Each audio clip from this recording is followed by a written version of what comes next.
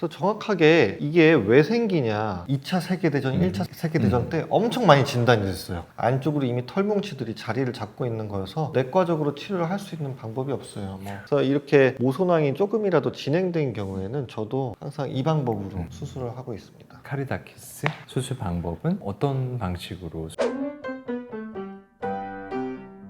안녕하세요.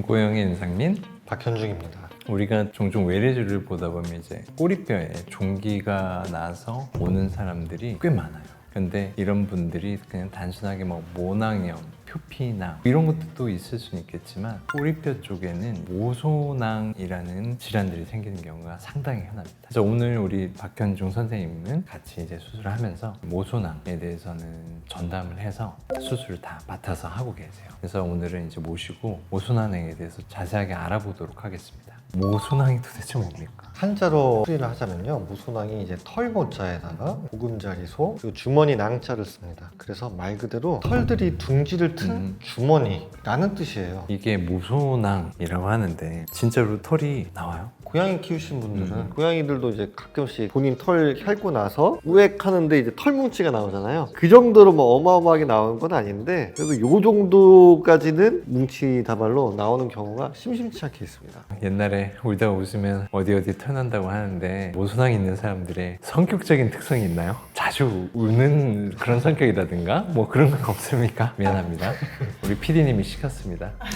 그래서 정확하게 이게 왜 생기냐, 이유는 아직까지도 명확하게 밝혀진 건 없습니다. 지금까지 알려진 바에 의하면은 엉덩이 골 주변 피부가 잦은 마찰이나 압박 이런 것들 때문에 일종의 모낭의 고장이 발생했다라고 생각하시면 될 것 같아요. 털이 피부 아래로 오히려 파고들면서 털주머니들이 생기게 되고, 이 털들은 우리 몸에서 자연스럽게 흡수를 할 수 있는, 녹일 수 있는 것들이 아니기 때문에 염증이 생기게 됩니다. 그래서 이런 것들이 주된 위험 인자로는 엉덩이 골이 깊은 경우, 그리고 엉덩이 골 쪽에 상처가 났었던 경우, 그리고 장시간 앉아 있는 경우, 그리고 살집이 좀 있으신 분들은 조금 더 안쪽 마찰이 심해지기 때문에 이런 경우에도 좀 잘 생기고요. 그리고 가족력 등이 있을 수가 있습니다. 그 인그로잉 헤어라고 하잖아요. 이게 털이 보통은 밖으로 나와야 되는데 안으로 들어간 부위들이 돼요. 면도를 많이 하다 보면 그런 데서도 골무시 있는데 그런 것들이 꼬리뼈 주위에 있는 부위들은 이제 마찰이나 그런 걸로 약간 손상이 되거나 문제가 될 수 있으니까 제대로 배출이 안 돼서 안으로 계속 파고들면서 털뭉치가 생긴다는 거네요. 네, 맞습니다. 그래서 이게 사실은요, 원래는 2차 세계대전, 1차 세계대전 때 엄청 많이 진단이 됐어요. 2차 세계대전 때는 지프병이라고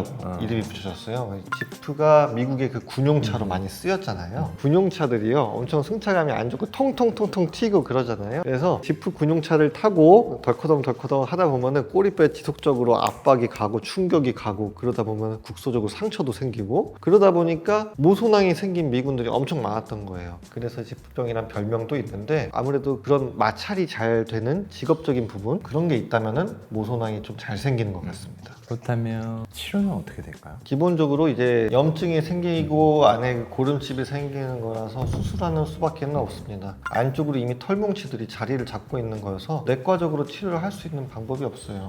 그러면 진짜로 이거 째면 털이 막 나와요? 실제로 나오고요. 일시적으로 뭐 항생제 같은 걸 먹으면은 약간 염증이 경미할 때는 호전이 될 수는 있지만은 털뭉치들이 해결이 된 게 아니라서 기본적으로 다시 염증이 도지고 조금 더 범위가 넓어지기도 하고 근본적인 해결이 되지가 않기 때문에 그 낭 자체를 없애주는 것이 매우 중요하다고 볼 수 있겠습니다. 근데 이 모소낭 환자들이 이제 보면 이제 모소낭이 진짜 간단한 문제가 아닌 게, 모소낭을 앓았던 환자분들은 처음에 올 때 재발돼서 오는 경우 상당히 많아요. 뭐 이렇게 돼요. 재발이 많은 이유는 무엇일까요? 어떤 치료에 문제가 있었던 걸까요? 엉덩이 골 쪽이 깊은 분들이 잘 생긴다고 했잖아요. 그런데 일반적으로 모소낭 수술한다고 했을 때 배농만 하거나 도려내기만 하거나 그런 식으로 하게 되면은 살이 다시 차오르면은 엉덩이 골은 그대로 깊은 상태로 다시 안 올 거 아니에요. 그래서 그런 깊은 엉덩이 골에 대한 인자가 해결이 되지 않기 때문에 재발돼서 오는 경우가 많죠. 그래서 엉덩이 골 쪽은 모소낭을 도려내고 나서 그대로 정중앙으로 정말로 꼬맬 수도 없습니다. 꼬매놓은 경우를 많이 보긴 했는데 대부분 안 붙어요. 그리고 엉덩이 골 자체의 특징이기도 하거든요. 엉덩이 골 쪽은 태생적으로 압박도 제일 많이 받는 부분이기도 하고 딱 그 정 가운데가 혈류가 또 제일 안 좋은 부분이에요. 그래서 그리고 제일 땡겨지는 부위이기도 하잖아요. 네, 그래서 그냥 벌려둡니다. 근데 벌려두면은 살이 차오르는 데는 정말 시간이 오래 걸려요. 그렇죠. 한 달 이상 걸리겠죠. 네, 그런 문제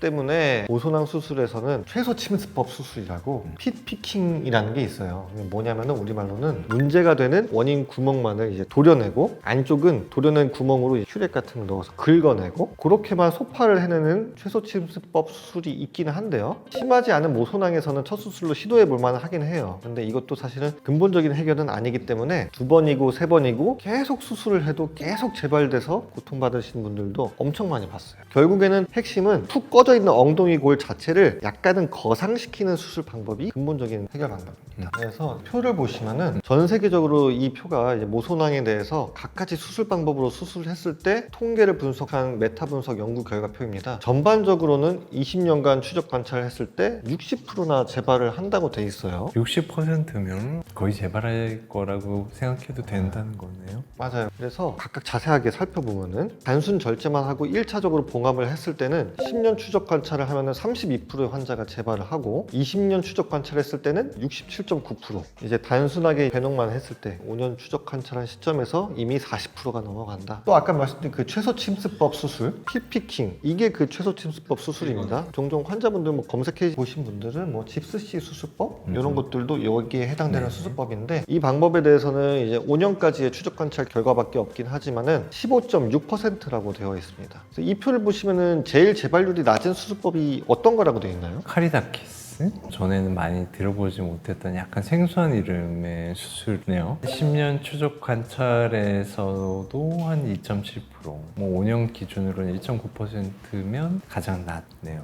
카리다키스, 파스컴 유사한 수술법이에요. 두 가지가. 근데 이 수술법들이 바로 그 모소낭을 절제를 하고 엉덩이 골을 약간 평탄하게 거상시켜주는 수술 방법이고요. 그래서 재발률이 이렇게 낮은 겁니다. 그래서 이렇게 모소낭이 조금이라도 진행된 경우에는 저도 항상 이 방법으로 수술을 하고 있습니다. 그러면은 마지막으로 얘기한 카리다키스 수술 방법은 어떤 방식으로 평탄화를 이룬다는 건지를 좀 설명해 주시겠어요? 수술 방법을 좀 더 자세히 설명드리면요. 아까 엉덩이 골을 정중선으로 그대로 꼬매면 붙지 않는다고 말씀드렸잖아요. 그래서 애초에 약간 모소낭을 절제를 할 때 이 카리다키스 수술법은 정중선을 약간 비껴가게 도려내게 됩니다. 그렇게 도려내게 되면은 도려낸 부분은 그대로 당겨봤자 피부가 결손이 되기 때문에 그렇죠. 안 당겨져요. 그리고 텐션도 많이 걸려서 꼬매지지가 않는데 피부판 아래를 들어서 2cm가량 안쪽으로 절개를 가해준 다음에 자유로워진 피부판을 45도 비스듬하게 절개한 부분 위쪽으로 덮어서 꼬매주게 됩니다. 근데 엉덩이 꼴이 이제 수술 범위도 클 것이고 평탄화되고 그러면 너무 아프거나 짝꿍둥이가 되거나 그렇게 생각하실 수 있는데요. 사실 그렇지는 않고요. 일반적인 사람들 엉덩이 골 정도로 정상화시킨다고 생각하시면 돼요.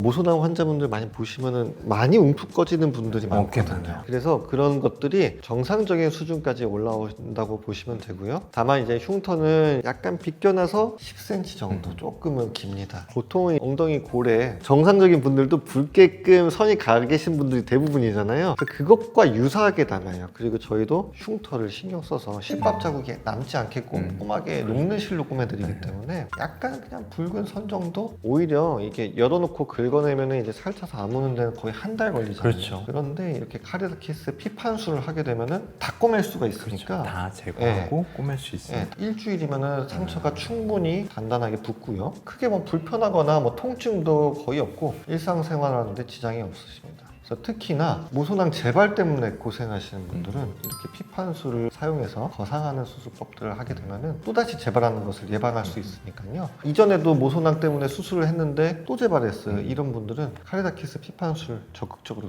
추천하는 바입니다. 네. 우선은 모소낭이 보통 골만 쏘고 응급한 상황에서는 기본적으로는 빨리 배농은 해야 돼요. 안 그러면 고름이 커지면서 모소낭의 범위가 많이 커지거든요. 수술 범위도 커질 수밖에 없다는 거죠. 그래서 그게 쪼그라들면 거기에 맞춰서 이제 여러 가지 수술 방법을 이용해서 수술을 할 수 있을 거고요. 이런 다양한 치료 방법들이 있으니 저희가 설명해 드렸던 내용을 참조하여 주치 선생님과 상의를 해서 치료를 잘 받으시면 될 것 같습니다. 오늘 영상이 도움이 되셨다면 구독과 좋아요, 알람 설정 부탁드립니다. 감사합니다. 감사합니다.